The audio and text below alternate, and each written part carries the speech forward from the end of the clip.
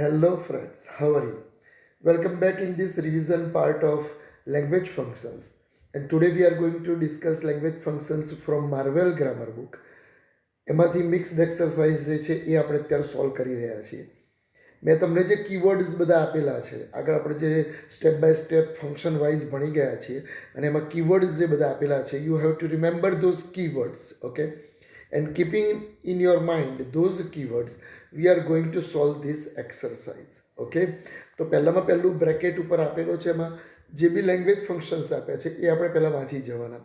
બ્રેકેટમાં આપ્યા છે જુઓ એક્સપ્રેસિંગ કન્ડિશન છે, પછી આપ્યું છે એક્સપ્રેસિંગ કન્ડિશન ઇન પાસ્ટ. એકલું એક્સપ્રેસિંગ કન્ડિશન હોય તો we will understand that condition in પ્રેઝન્ટની વાત કરે છે, જેમાં ખાલી ઇફ અનલેસ આવે, કેટલીક વાર અધરવાઇઝ આવે વગેરે વગેરે.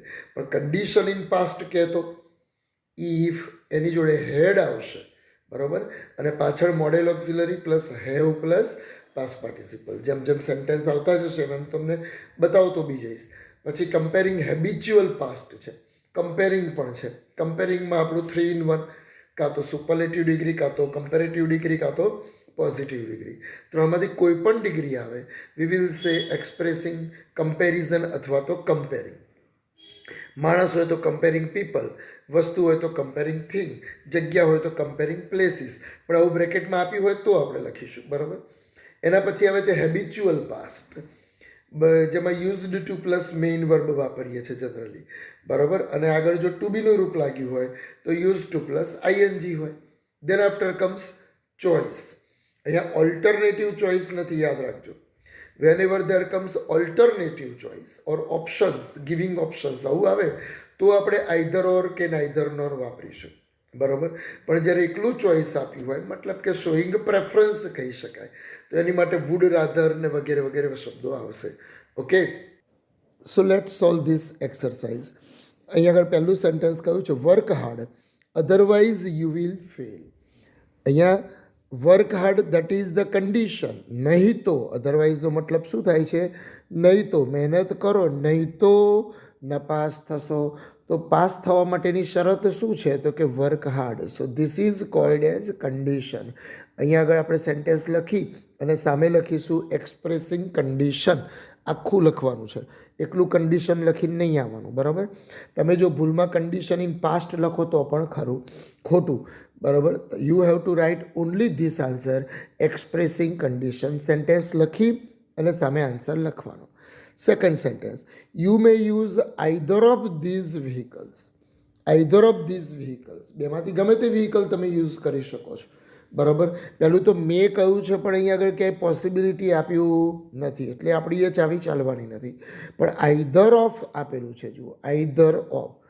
અને અહીં આગળ ઓલ્ટરનેટિવ ચોઇસ નથી આપ્યું તો કશો વાંધો નહીં, આપણે ખાલી લખીશું ગિવિંગ ચોઇસ. તો આ ગિવિંગ ચોઇસ છે એ ઓપ્શન અહીંયા આવશે. એટલે સેન્ટેન્સ લખી અને you will write here giving choice. Next sentence in school days we used to wear uniform. જેમ હું તમને તરત જ અંડરલાઇન કરું છું કીવર્ડ્સને, એમ you also have to concentrate on the keywords. અને કીવર્ડ્સ ઉપરથી ખબર પડશે કે which language function is used. તો used to plus main verb છે, અને જ્યારે be used to plus main verb હોય એટલે હંમેશા તરત જ શું આવશે, હેબિચ્યુઅલ પાસ્ટ. તો અહીંયા આગળ આપણે લખી દઈશું હેબિચ્યુઅલ પાસ્ટ બરાબર ને, used to plus main verb છે. Fourth sentence if fellow passenger had helped Arunima. If fellow passenger had helped Arunima. જુઓ ઇફની જોડે હેડ આપેલું છે. જો સાથી પેસેન્જરોએ અરુણિમાને હેલ્પ કરી હોત તો she would have been saved. Perfect model auxiliary છે જુઓ, મોડેલ ઓક્ઝિલરી પ્લસ હેવ અને પેસિવ વોઇસ છે એટલા માટે બીન પ્લસ પાસ્ટ પાર્ટિસિપલ. તો આપણું સૂત્ર થઈ ગયું, જ્યારે બી ઇફ આવે, હેડ આવે, પાછળ પરફેક્ટ મોડેલ ઓક્ઝિલરી આવે તો હંમેશા એ શું હોય, એક્સપ્રેસિંગ કન્ડિશન ઇન પાસ્ટ હોય. શું હોય, એક્સપ્રેસિંગ કન્ડિશન ઇન પાસ્ટ બરાબર ને. Then after English language is easier than Gujarati. તો ઇઝીયર ધેન એ શું બતાવે છે, કમ્પેરેટિવ ડિગ્રી બરાબર, ઇંગ્લિશ ગુજરાતી કરતાં વધારે સહેલી છે. તો easier than that shows the comparative degree. પણ આપણે ડિગ્રી એવું લખવાનું નથી. જ્યારે બી ત્રણમાંથી કોઈ પણ ડિગ્રી આવે તમારે સેન્ટેન્સની સામે શું લખી દેવાનું? કમ્પેરિંગ. બરાબર, અહીંયા ઉપર આપ્યું નથી કમ્પેરિંગ પીપલ કે કમ્પેરિંગ થિંગ, તો આપણે ડાયા થઈને લખવાનું નહીં. આપણે જે આપ્યું છે એ જ લખવાનું કે કમ્પેરિંગ, બસ આટલું, બીજું કશું જ નહીં. Next sentence, unless the price of the oil reduces people will not petrol will not be cheaper. બરાબર, so petrol will not be cheaper, petrol સસ્તું નહીં થાય, પણ એની કન્ડિશન શું છે? Unless the price of the crude oil reduces. Reduce એટલે ઘટવું, આ રિડ્યુસ એટલે ઘટવું. જો ક્રૂડ ઓઇલના ભાવમાં ઘટાડો નહીં થાય તો આ અનલેસ એટલું જ આપ્યું છે, ક્યાંય ઇફ કે પાછળ પરફેક્ટ મોડેલ ઓક્ઝિલરી આપ્યું નથી. અને એકલું ઇફ કે અનલેસ આપ્યું હોય તો આપણે તરત જ શું લખીશું? Expressing condition. ત્યાં લખીશું ને એક્સપ્રેસિંગ કન્ડિશન. લાસ્ટ સેન્ટેન્સ, આ ફર્સ્ટ એક્સરસાઇઝનું. Very few people in India are as humble as Gurkhas. બરાબર, ગુરખા જાતિના લોકો છે એમના જેટલા વિનમ્ર બહુ જ ઓછા લોકો હોય છે. તો વેરી ફ્યુ, બહુ જ ઓછા લોકો, very few people as humble as, આ બંને સેન્ટેન્સ કઈ ડિગ્રી બતાવે છે? That shows the positive degree. That shows the positive degree. અને કોઈ પણ ડિગ્રી આવે આપણે આંખો મીચીને મૂકી દેવાનું છે. શું મૂકી દઈશું? કમ્પેરિંગ. તો અહીંયા આગળ આપણે લખી દઈશું આ સેન્ટેન્સની સામે કમ્પેરિંગ સેન્ટેન્સ લખીને કે આમાં કયું લેંગ્વેજ ફંક્શન વપરાયું છે. તો વેરી ફ્યુ આવ્યું, એઝ આવ્યું, મતલબ કે this is the positive degree. And વેનેવર there are any kind of degree, either superlative degree or positive degree or comparative degree, we will always write comparing. આપણે હંમેશા આ જ લખીશું. બરાબર, ચાલો નેક્સ્ટ પેજ. અહીંયા તમે જોશો તો ખ્યાલ આવશે. ઉપર આપણે પહેલાં હંમેશા લેંગ્વેજ ફંક્શન્સ વાંચી લેવાના, એટલે ખબર પડે નીચે આપણે કયા લેંગ્વેજ ફંક્શન વાપરવાના છે. પહેલું જ આપ્યું છે ઓફરિંગ એડવાઇસ. સૂત્રો યાદ હોય તો ખબર હોય કીવર્ડ્સ કે એડવાઇઝ આવે એટલે જનરલી શું આવશે? શુડ વાપર્યું હશે, ઓટ ટુ વાપર્યું હશે, વધારે ભાર મૂક્યો હોય સલાહમાં તો ઓટ ટુ હોય, ખૂબ જ ભાર મૂક્યો હોય તો હેડ બેટર હોય. બરાબર, એટલે આપણે આ ત્રણ વસ્તુને જનરલી ફાઇન્ડ આઉટ કરીશું જ્યારે બી એડવાઇઝ હશે ત્યારે. પછી આપ્યું છે એક્સપ્રેસિંગ ચોઇસ કયું છે, મતલબ કે વુડ રાધર આવશે. બરાબર, ઇન્ડિકેટિંગ કોન્ટ્રાસ્ટ કયું?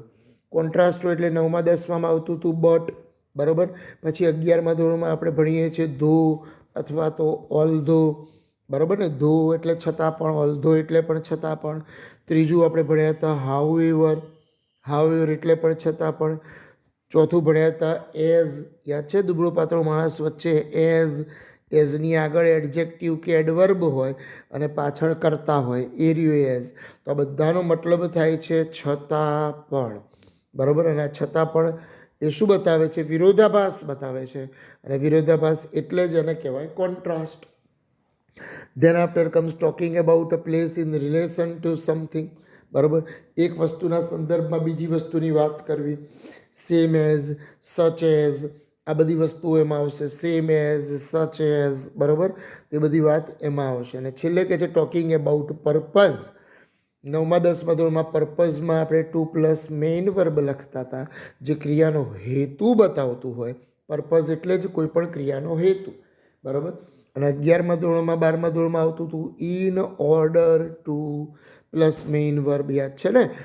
પછી વિથ અ વ્યૂ ટુ આવતું, with a view two, with a view two plus ING વાળું રૂપ ક્રિયાપદનું.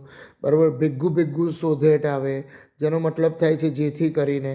તો આ બધી જ વસ્તુ શું બતાવે છે? That shows purpose. બરાબર, ચાલો first sentence, I will join army in order to save the nation. તો I will join the army, હું આર્મી જોઈન કરીશ, પણ ભાઈ એનો પર્પઝ શું છે આર્મી જોઈન કરવાનો? તો કે છે in order to serve the nation, નેશનની સેવા કરવા માટેનો.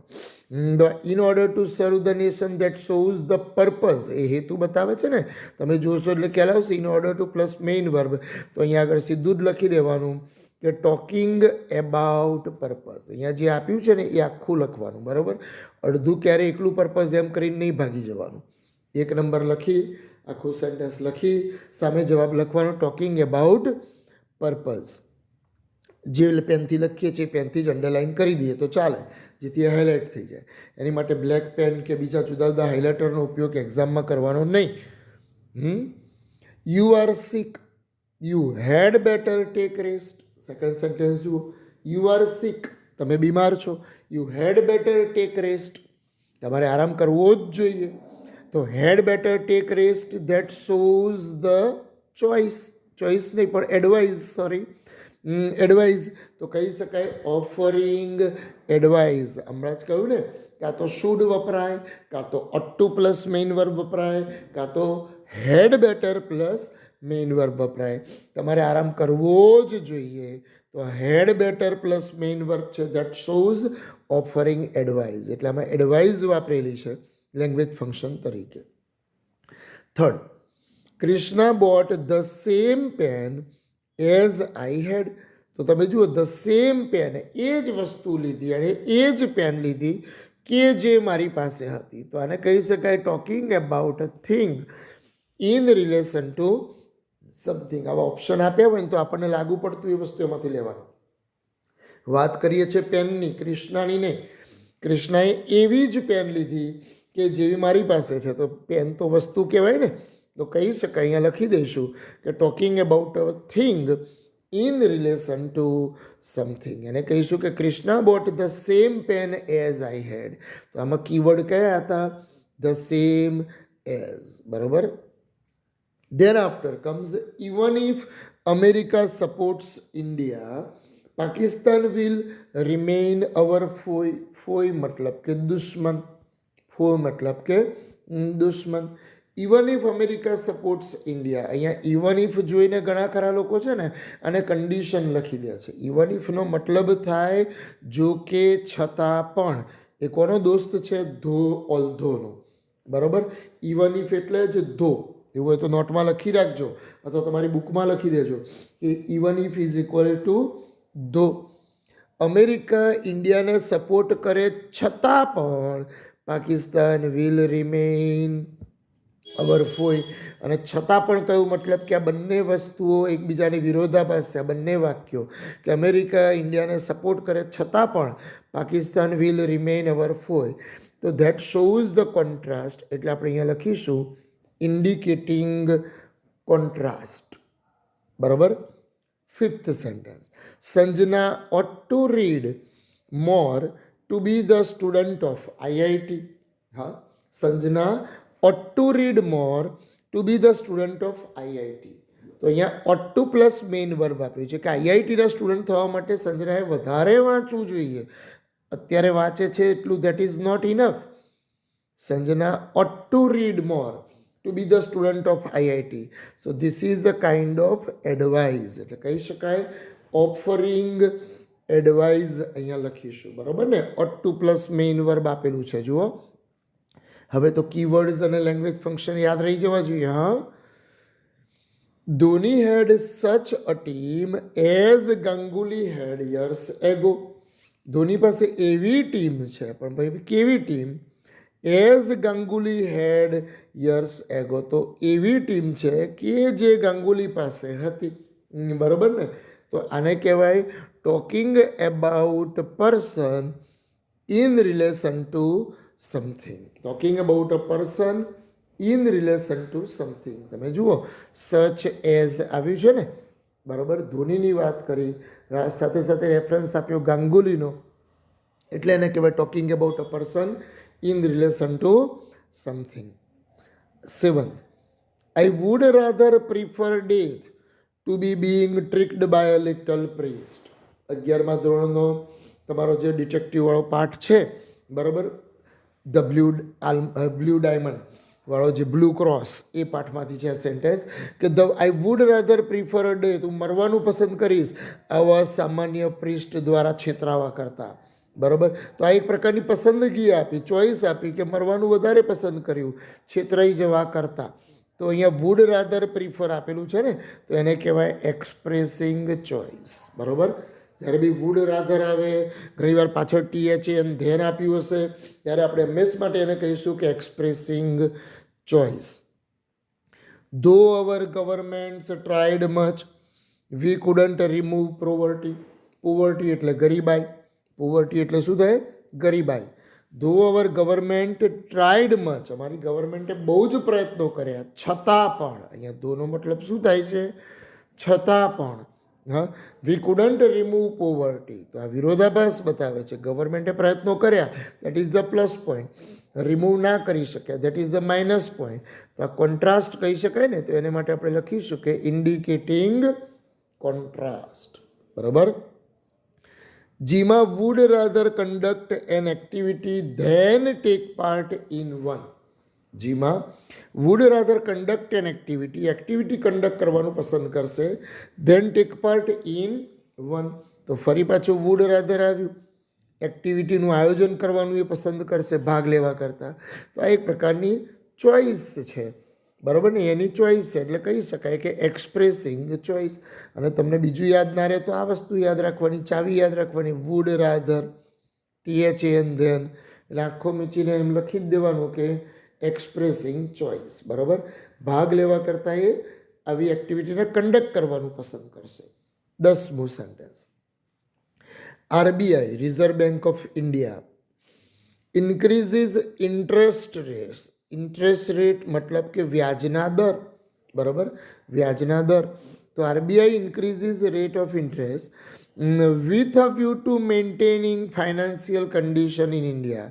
તો જુઓ કેમ ઇન્ક્રીઝ કર્યા વ્યાજના દર? With a view to maintaining. તો આ with a view to maintaining that shows the purpose, જેને કહેવાય હેતુ. અને જ્યારે બી હેતુ બતાવતા હોય તો આપણે હંમેશા શું લખીશું?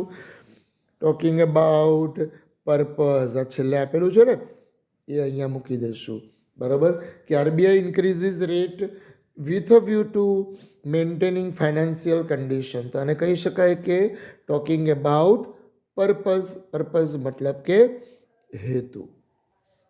ચલો પછી નેક્સ્ટ પેજ આપણે સોલ્વ કરીએ. હા, તો અહીંયા આગળ તમે જોશો તો ડિસ્ક્રાઇબિંગ પર્સન આપ્યું છે, વ્યક્તિનું વર્ણન કરતું. એટલે 9મા 10મા પ્રમાણે જોઈએ તો એડજેક્ટિવ કે એડવર્બ વાપરેલા હશે. બરાબર. નહીં તો પછી હુમ, હુઝ વડે સેન્ટેન્સ જોડ્યું હોય એટલે એડજેક્ટિવ ક્લોઝ વાપર્યા હોય. ડિસ્ક્રાઇબિંગ પ્લેસ, જેમાં વેર વાપરેલું હોય, વગેરે વગેરે. રિક્વેસ્ટિંગ એટલે વિનંતીવાળા શબ્દો આપ્યા હશે. પ્લીઝ, લેટ, એકલું લેટ આવશે, લેટ મી. બરાબર. ટોકિંગ અબાઉટ પાસ્ટ ઇવેન્ટ, આ તો 9મા 10મા ભણ્યા છીએ. ભૂતકાળના વાક્યો બધા ટોકિંગ અબાઉટ પાસ્ટ ઇવેન્ટ. અને એક્સપ્રેસિંગ ફ્યુચર ઇવેન્ટ, આ તો ના આવડે જ નવાઈ કહેવાય. હા, શું કહેવાય? શું આવશે એમાં? એક્સપ્રેસિંગ ફ્યુચર ઇવેન્ટમાં ફ્યુચર ટેન્સના સેન્ટેન્સ આવશે ને. ચાલો ત્યારે હવે અહીંયા તમે સેન્ટેન્સ જોઈએ તો પહેલું જ સેન્ટેન્સ વાંચીએ. India will have become super power by 2020. 2020 સુધીમાં. પણ આ ચોપડી જૂની છે એટલા માટે 2020 લખેલું હતું. જ્યારે છપાઈ ત્યારે 2019 હશે કે એવું કંઈ હશે. આપણે અહીં આગળ 2025 સુધારી લો તમારી બુકમાં. બરાબર. તો India will have become super power by 2025. 2025 સુધીમાં સુપર પાવર બની ગયું હશે. જુઓ, ફ્યુચર પરફેક્ટ ટેન્સ છે. Will plus have plus past participle દેખાય છે. Future perfect tense. અને બાય 2025 એટલે આના માટે આપણે શું લખીશું? Expressing future event. બરાબર ને, expressing future event. Second, West Indies won the last ICC World Cup. તો અહીંયા ધ લાસ્ટ, વોન, વિનનું ભૂતકાળ વોન, આ બધું શું બતાવે છે? કયો ટેન્સ બતાવે છે? Past tense. એટલે આના માટે આપણે લખી શકાય કે ટોકિંગ અબાઉટ પાસ્ટ ઇવેન્ટ. બરાબર ને. ઘણીવાર રમતા રમતા ગુગલી બોલ તરીકે આવા બધા પ્રશ્નો પૂછાય આવી એક્સરસાઇઝમાંથી. હો, એટલે ધ્યાન રાખજો. દર વખત પૂછાય એવું નહીં, પણ ગુગલી બોલ તરીકે પૂછાય તો આપણને આવડવું જોઈએ. Please help me. પ્લીઝ આવ્યું, જુઓ, પ્લીઝ હેલ્પ મી. અને જ્યારે બી પ્લીઝ જેવા શબ્દો આવે એટલે હંમેશા શું આવશે? રિક્વેસ્ટિંગ. દેખાયું? અહીંયા સેન્ટેન્સની સામે લખી દેવાનું રિક્વેસ્ટિંગ. આમ બી પ્લીઝ શું બતાવે છે? રિક્વેસ્ટ. બરાબર ને? This is the temple. આ એ મંદિર છે, પણ ભાઈ કયું મંદિર? વેર આઈ કમ એવરી ડે. તો વેર આઈ કમ એવરી ડે કોના? કે જ્યાં હું દરરોજે આવું છું. વેર એટલે કે જ્યાં, કે જ્યાં હું દરરોજ આવું છું. એ કોના અર્થમાં વધારો કરે છે? ટેમ્પલ નામના અર્થમાં વધારો કરે છે. એવા ટેમ્પલ એ શું છે? માણસ છે કે પ્લેસ? તો પ્લેસ. તો આ પ્લેસને ડિસ્ક્રાઇબ કરે છે આખું સેન્ટેન્સ, કે જ્યાં હું આવું છું દરરોજે એ પ્લેસને ડિસ્ક્રાઇબ કરે છે. એટલે આપણો આન્સર શું આવશે? Describing place. બરાબર ને? ટેમ્પલની જગ્યાએ માણસ હોત તો ડિસ્ક્રાઇબિંગ પર્સન લખત. અને આમ પણ ડિસ્ક્રાઇબિંગ પ્લેસ હોય ને એ સેન્ટેન્સ એના વડે કનેક્ટ કર્યા હોય? વેર વડે. જેમ અહીંયા જોડ્યું છે ને વેર, એવી રીતે કન્જક્શન વેર વાપરેલું હોય. હા. Walt was a creative man. Walt was a creative man. Walt Disney જે છે, બરાબર, જેમણે ડિઝનીલેન્ડ બનાવ્યું, Walt was a creative man. એ બહુ ક્રિએટિવ મેન હતા. પણ ભાઈ કયા? Whom everybody admired. કે જેને દરેક જણ એડમાયર કરતા હતા.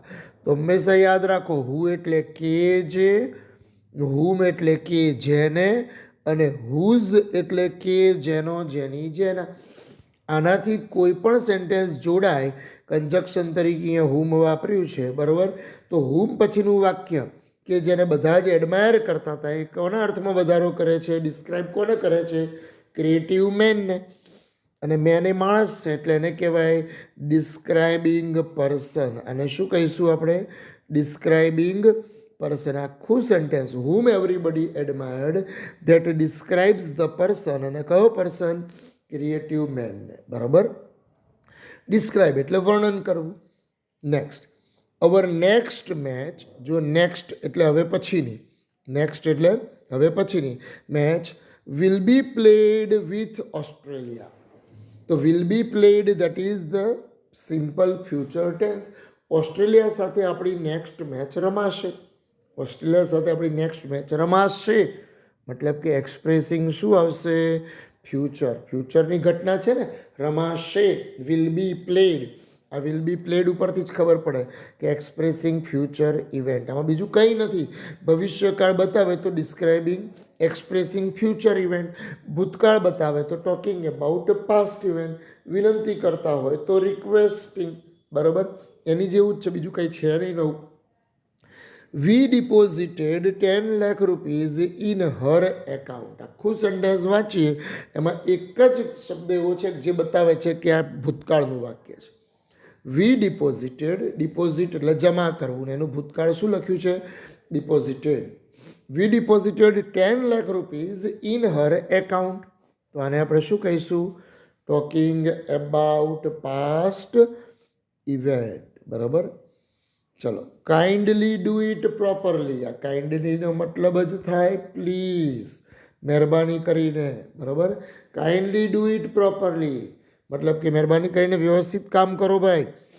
તો that is the request. Kindly is equal to please. લખી રાખજો જો યાદ ના રહેતું હોય તો. એની માટે આપણે લખીશું રિક્વેસ્ટિંગ. બરાબર. કાઇન્ડલી આવે, પ્લીઝ આવે, એટલે તરત જ આપણે એની સેન્ટેન્સ સામે લખીશું રિક્વેસ્ટિંગ. કેટલું સહેલું. 9th, I don't like the place. મને એ જગ્યા ગમતી નથી. પણ ભાઈ કઈ જગ્યા નથી ગમતી? છેલ્લી બેન્ચની? પહેલી બેન્ચની? ના ના, વેર યુ ડોન્ટ રિમેઇન પ્રેઝન્ટ. ઓહો, તમે જ્યાં હાજર ના હો એ જગ્યા મને ગમતી નથી. શું વાત છે. બરાબર. તો કઈ જગ્યા? તો કે વેર યુ ડોન્ટ રિમેઇન પ્રેઝન્ટ. તમે જ્યાં હાજર ના હો તે જગ્યા. તો આ જગ્યાને ડિસ્ક્રાઇબ કરે છે. અને જગ્યાને ડિસ્ક્રાઇબ કરે એટલે આપણે શું લખીશું? Describing place. Describing place. બરાબર ને? વેર વડે સેન્ટેન્સ જોડેલું છે, જુઓ. બરાબર. હા. Then after last sentence, meet mister Kapil. Mister કપિલને મળો. પણ ભાઈ કોણ? Who is a comedian. કે જે કોમેડિયન છે. અહીંયા હુ એટલે કે જે. બરાબર. કપિલ એટલે આપણા ઇન્ડિયન ક્રિકેટ ટીમના કેપ્ટન હતા એની વાત નથી કે જેની ઉપર 83 નામનું પિક્ચર બન્યું. નો, આ તો કપિલ શર્માની વાત કરીએ છીએ ભાઈ. પણ કયો કપિલ? ઇન્ડિયન ટીમના કેપ્ટન હતા એ? ના ના, હુ ઇઝ અ કોમેડિયન, આખું સેન્ટેન્સ ડિસ્ક્રાઇબ કરે છે મિસ્ટર કપિલને, જેને જોડ્યું છે હુ વડે, અને પર્સનને ડિસ્ક્રાઇબ કરે છે. That's why we will write here describing person. બરોબર, આવડે ને? તો પછી ચલો નેક્સ્ટ પેજ જોઈશું. ચલો એના પછીની એક્સરસાઇઝ જોઈએ, પણ દર વખતની જેમ ઉપરના બ્રેકેટ હંમેશા વાંચી લઈશું, so that we can have idea about language functions. હા, તો પહેલું કે છે રિક્વેસ્ટિંગ, એટલે વિનંતી કરવી. હમણાં જ કહ્યું આગલા એક્સરસાઇઝમાં કે પ્લીઝ જેવા શબ્દો આવે, કાઇન્ડલી જેવા શબ્દો આવે, એકલું લેટ આવે. બરાબર, તો that shows the requesting language function તરીકે. ડિક્લાઇનિંગ કહ્યું છે બીજા નંબરે, જુઓ ઉપર. તો ડિક્લાઇનિંગનો મતલબ કે અસ્વીકાર કરવો, ના પાડવી. કોઈ પણ વસ્તુનો અસ્વીકાર કરીએ, કોઈ પણ વસ્તુને ના પાડીએ, તો that is called as declining. Giving reason, કારણ આપવું. ભાઈ એ કેમ એબસન્ટ હતો? કારણ કે બીમાર હતો. તો બીકોઝ. સિન્સ, વાક્યની શરૂઆતમાં સિન્સ, વાક્યની શરૂઆતમાં એઝ. બરોબર, આ બધી વસ્તુ બતાવે છે કે ગિવિંગ રીઝન. પછી શોઈંગ એબિલિટી, એબિલિટી એટલે ક્ષમતા. આ તો 9મા ધોરણમાં આવતું હતું. કેન અને કુડ વાપર્યું હોય. I can run fast, I could run fast. તો કેન કુડ આવે તો દેટ ઇઝ ધ એબિલિટી, ક્ષમતા. કોઈ પણ ક્રિયાની ક્ષમતા બતાવતા હોય. અને છેલ્લું આપ્યું છે એક્સપ્રેસિંગ પોસિબિલિટી. પોસિબિલિટી મતલબ કે શક્યતા. જેમાં આપણે મે અને માઇટ મોડેલ ઓક્ઝિલરી વાપરતા હતા. It may rain today, it might help you. બરાબર, હી માઇટ હેલ્પ યુ. તો આ મે માઇટ આવે જે શક્યતા બતાવે છે. બરાબર, તો એવા સેન્ટેન્સ આપણે હવે શોધીશું. Okay, let's start then. તો પહેલું જ સેન્ટેન્સ તમે જુઓ. પહેલા સેન્ટેન્સમાં કહે છે કે Raju is ill, he may have consulted the doctor. Raju બીમાર છે. He may have consulted the doctor. એણે કદાચ ડૉક્ટરને કન્સલ્ટ કર્યા હોવા જોઈએ.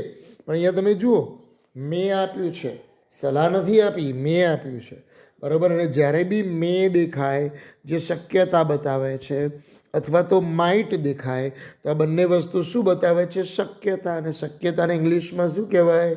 Expressing possibility. એના માટે આપણે શું લખીશું? Expressing possibility. બરાબર ને?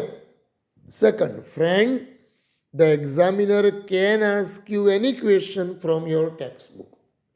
The examiner can ask you any question from your text book. તમને એક્ઝામિનર તમારી ટેક્સ્ટ બુકમાંથી કોઈ પણ પ્રશ્ન પૂછી શકે છે. અને એની પૂછવાની શક્યતા છે એવું નહીં, પણ પૂછવાનો એનો હક છે કે તમને પરીક્ષામાંથી કોઈ પણ પ્રશ્ન પૂછી શકે. અને જ્યારે બી કેન કુડ આવે તો હંમેશા આપણે કેન અને કુડ આવે તો લખીશું શોઈંગ એબિલિટી. અને પોસિબિલિટી ના કહેવાય, હો, શોઈંગ એબિલિટી છે. બરાબર, ટેક્સ્ટબુકમાંથી કોઈ પણ પ્રશ્ન પૂછે એક્ઝામિનર તો you cannot say no. Please complete your task in the said period. Said time period, તમને આપેલા ટાઈમ પીરિયડમાં, સેડ ટાઈમ પીરિયડમાં મતલબ કે તમને આપેલા સમય મર્યાદામાં. Please complete your task. તો પ્લીઝ કમ્પ્લીટ, પ્લીઝ આવ્યું એટલે તરત જ આપણે શું મૂકી દઈશું? રિક્વેસ્ટિંગ. બરાબર ને? પ્લીઝ કમ્પ્લીટ આવ્યું એટલે તરત શું મૂકી દઈશું? રિક્વેસ્ટિંગ. બરાબર. No sorry, I am not with you now. તો I am not with you, જો ના પાડી. નો સોરી, એમાં બી ના પાડી. અને કોઈ પણ બાબતમાં ના પાડી એટલે તરત જ શું કહેવાય? ડિક્લાઇનિંગ. એને શું કહીશું? ડિક્લાઇનિંગ. બરાબર. ચાલો પછી, as you are tired I lost the game. તો અહીંયા વાક્યની શરૂઆતમાં એઝ આપ્યું છે, જુઓ. અને વાક્યની શરૂઆતમાં એઝ આપ્યું હોય ને તો એનો મતલબ થાય કારણ કે. એનો મતલબ શું થાય? કારણ કે. બરાબર, એઝ યુ આર ટાયર્ડ, કારણ કે તમે બહુ થાકી ગયા છો. આઈ લોસ્ટ ધ ગેમ, હું ગેમ હારી ગયો. તો આ રીઝન બતાવ્યું કહેવાય. એટલે આપણે અહીંયા લખીશું ગિવિંગ રીઝન. એના માટે શું લખીશું? Giving reason. પછી કોઈ પણ બાબતમાં કોઈ એમ કહે કે ચાલો અમારી જોડે, સોરી. બરાબર, અમને પાર્ટી આપો, સોરી. તો સામે સોરી કે એનો મતલબ શું થયો? એ ભાઈ ના પાડી રહ્યા છે. તો આપણે એની માટે સ્વાભાવિક રીતે શું લખીશું? ડિક્લાઇનિંગ. બરાબર ને? Would you keep this bag for a minute. તો વુડ યુ વડે પ્રશ્નાર્થ વાક્ય છે, જુઓ. Would you keep, would you help us, would you come with us, would you give me a glass of water. તો આ બધી વસ્તુને શું કહેવાય? That is called as requesting. પ્લીઝના અર્થમાં જ વપરાય છે, બરાબર. કાઇન્ડલી, પ્લીઝ, વુડ યુ વડે પ્રશ્નાર્થ વાક્ય હોય તો that is called as requesting. યાદ રાખજો પાછા. Mister White did not know the reason. 8મું sentence. Mister White did not know the reason. જો રીઝન શબ્દ પછી તરત જ વાય આપ્યો. મિસ્ટર વ્હાઇટને કારણ ખબર નથી. પછી શું કારણ? કે શા માટે? Why Mr Morris threw the monkey's paw in the fire. 12th સ્ટાન્ડર્ડમાં પાઠ આવે છે મંકીઝ પો, બરાબર. મિસ્ટર વ્હાઇટને ખબર નથી, કારણ ખબર નથી, પણ પછી શેનું કારણ ખબર નથી? કે why Mr Morris threw the monkey's paw in the fire. તો વાય છે એ બતાવે છે શા માટે, બરાબર. અને રીઝન શબ્દ પછી શા માટે, એટલે આખું સેન્ટેન્સ એ આનું રીઝન આપે છે. એટલા માટે અહીંયા કહી શકાય ગિવિંગ રીઝન. 9મું સેન્ટેન્સ. પરહેપ્સ. પરહેપ્સ એટલે જ કદાચ. મે માઇટ ના આપ્યું હોય તોય ખબર પડે પરહેપ્સ એટલે કદાચ. You will not get it back again. કદાચ તમને પાછું નહીં મળે. Perhaps you will not get it back again. તો perhaps that shows the possibility, શક્યતા બતાવે છે, કદાચ એ તમને પાછું નહીં મળે. તો આપણે અહીંયા આન્સર લખીશું એક્સપ્રેસિંગ પોસિબિલિટી, બરાબર. છેલ્લું સેન્ટેન્સ. Mister White could not change his fate. એટલે ભાગ્ય, નસીબ. ભાગ્ય અથવા તો નસીબ. Mr White could not change his fate with the help of the monkey's paw. એ વાંદરાનો જે જાદુઈ પંજો હતો એના વડે મિસ્ટર વ્હાઇટ એમનું ભાગ્ય બદલી શક્યા નહીં, બરાબર. તો કુડ નોટ ચેન્જ. અહીંયા તમે જુઓ કુડ વાપરેલું છે, અને મેં તમને હમણાં જ કહ્યું કેન આપ્યું હોય કે કુડ આપ્યું હોય જે હંમેશા ક્ષમતા બતાવે, ને ક્ષમતા એટલે જ એને કહેવાય એબિલિટી, બરાબર. તો અહીંયા આપણે લખીશું શોઈંગ એબિલિટી. અહીંયા લખીશું શોઈંગ એબિલિટી. જ્યારે બી કેન આવે, કુડ આવે, so we will write always ability, બરાબર ને. તો હંમેશા એબિલિટી આપણે લખીશું. તો મિત્રો આટલે સુધી 4 એક્સરસાઇઝના સેન્ટેન્સીસ તમે સેન્ટેન્સ લખી અને સામે આન્સર્સ તમારી નોટમાં ચોક્કસ લખશો. અને જે નોટમાં આન્સર લખો એને ચોક્કસ તમારે આન્સરને અંડરલાઇન કરવાની, બરાબર. મને આશા છે કે તમને બધા આવડી ગયા હશે, સમજાઈ ગયું હશે, બરાબર. ચાવી પણ જે કીવર્ડ્સ છે એ પણ તૈયાર સરસ રીતે કરશો. Okay, by.